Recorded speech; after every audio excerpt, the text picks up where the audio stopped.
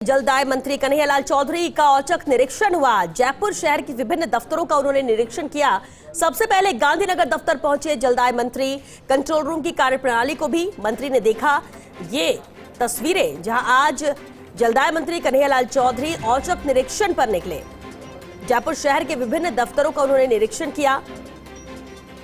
औचक निरीक्षण के दौरान वस्तु स्थिति जानने की उनकी कोशिश थी। सबसे पहले गांधीनगर दफ्तर पहुंचे जलदाय मंत्री। कंट्रोल रूम की कार्यप्रणाली को भी देखा मंत्री ने, किस तरह से कंट्रोल रूम यहां पर काम कर रहा है। सबसे पहले गांधीनगर दफ्तर पहुंचे जलदाय मंत्री। एसोसिएट एडिटर नरेश शर्मा हमारे साथ जुड़ चुके हैं। नरेश जी, बेहद अहम है जलदाय मंत्री कन्हैयालाल चौधरी का ये औचक निरीक्षण। जानना आपसे चाहेंगे क्या नजर आया उन्हें इस निरीक्षण के दौरान। बिल्कुल, देखिए कल जलदाय मंत्री ने मीटिंग ली थी और उसके बाद उनका एक बयान भी चर्चा में रहा था। लेकिन आज उन्होंने फिर से विभाग की जो मॉनिटरिंग उन्होंने शुरू की है। सुबह मुख्यमंत्री भजनलाल शर्मा से मुलाकात के बाद फिर वो औचक निरीक्षण पर निकले। सबसे पहले गांधीनगर जो दफ्तर है जलदाय विभाग का, वहाँ गए, कंट्रोल रूम की कार्यप्रणाली देखी और किस तरह शिकायतें वहाँ सुनी जाती है, शिकायतों के निस्तारण की प्रक्रिया क्या है, अब तक कितनी शिकायतें आई, कितनों का निस्तारण हुआ और किस तरह से जो विभाग के जो अधिकारी है वो खासकर राजधानी जयपुर में पानी सप्लाई को लेकर गंभीर है और किस तरह से काम करे, पूरी कार्य प्रणाली उन्होंने देखी। आज ये औचक निरीक्षण था और बिना सूचना के जो है जलदाय मंत्री पहुंचे थे। और वहाँ पे जो एडिशनल चीफ इंजीनियर है अमिताभ शर्मा, उन्होंने पूरी उनको जानकारी दी कि किस तरह से कंट्रोल रूम के माध्यम से काम हो रहा है और साथ में जयपुर में पानी सप्लाई की पूरी व्यवस्था के बारे में बताया कि बिसलपुर से कितना पानी है, कहाँ क्या डिमांड है और किस तरह से आपूर्ति करने की कोशिश की जा रही है। टैंकर से पानी सप्लाई के बारे में पूरे जो आंकड़े हैं वो उपलब्ध कराए कि राजधानी में किस तरह से टैंकर से सप्लाई हो रही है और जिन क्षेत्रों में सबसे ज्यादा समस्याएं हैं, जहां पानी नहीं पहुंच पा रहा है बिशलपुर का या टैंकर से भी पानी पहुंचाने में दिक्कत है, वहां पे किस तरह वैकल्पिक व्यवस्था की जा सकती है। ट्यूबवेल जो बंद हो गए हैं उनको लेके किस तरह से आगे काम करना है। कंटीजेंसी प्लान जो तैयार किया था लेकिन वो पूरा नहीं हो पाया, उसको किस तरह से तय समय पर तैयार किया जा सकता है। तमाम जो सवाल जलदाय मंत्री के द्वारा किए गए थे उनके बारे में एडिशनल चीफ इंजीनियर ने उनको पूरी जानकारी दी।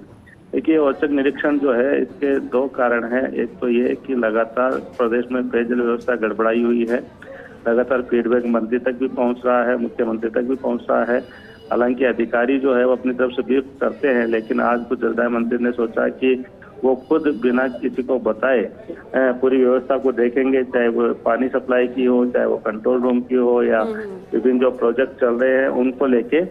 तो इसी कड़ी में वो आज अपने घर से निकले थे। सबसे पहले गांधीनगर जो दफ्तर है पीएचडी का, वहाँ पे गए ताकि खुद अपनी आंखों से देख सके कि जो जनता लगातार शिकायत कर रही है, जनता जो परेशान है या मीडिया में भी जो रिपोर्ट्स आ रही है कि कंट्रोल रूम काम नहीं करता। और यही कि मौजूदा स्थिति ग्राउंड लेवल पर क्या है वो जानने के लिए औचक निरीक्षण पर पहुंचे थे। लेकिन आपसे जानना ये भी चाहेंगे कि कुल कितने दफ्तर पहुंच पाए जलदाय मंत्री औचक निरीक्षण के दौरान।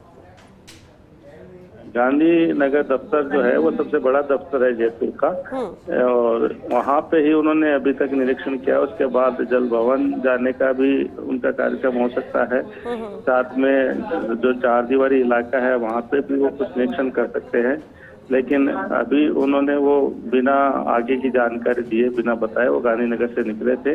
लेकिन कोशिश उनकी है कि न केवल राजधानी जयपुर में बल्कि और भी प्रदेश में कहीं जाए तो वहाँ खासकर पेयजल के लिए क्या व्यवस्था हो रही है उसको लेकर वहाँ के जो जलदाय विभाग के दफ्तर है वहाँ पे भी निरीक्षण कर सकते हैं, वहाँ भी जानकारी ले सकते हैं। क्योंकि आज पूरी निरीक्षण करने के बाद इस बात की संभावना है कि वो खुद मुख्यमंत्री को भी इसकी रिपोर्ट देंगे कि किस तरह से काम हो रहा है। क्योंकि देखिए, अफसर जो सूचना देते हैं वो अपने अनुसार सूचना बताते हैं और जब खुद कह सकते हैं फील्ड में जाके अगर मंत्री निरीक्षण करे तो उनको हकीकत का पता लगता है।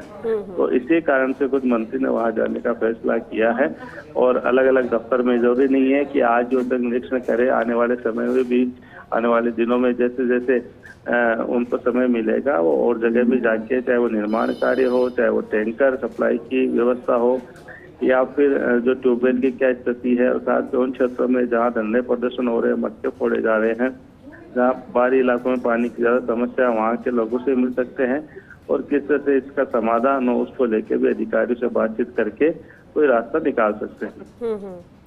चलिए, बहुत शुक्रिया नरेश आपका इस पूरी बातचीत के लिए, जानकारी के लिए। और ये भी जरूरी है कि चलिए गांधीनगर के दफ्तर तो पहुंचे, लेकिन आगे भी औचक निरीक्षण पर ही है मंत्री कन्हैयालाल चौधरी, और ऐसे में कौन सा अगला दफ्तर होगा ये भी बेहद अहम हो जाता है। बहुत शुक्रिया इस पूरी बातचीत के लिए।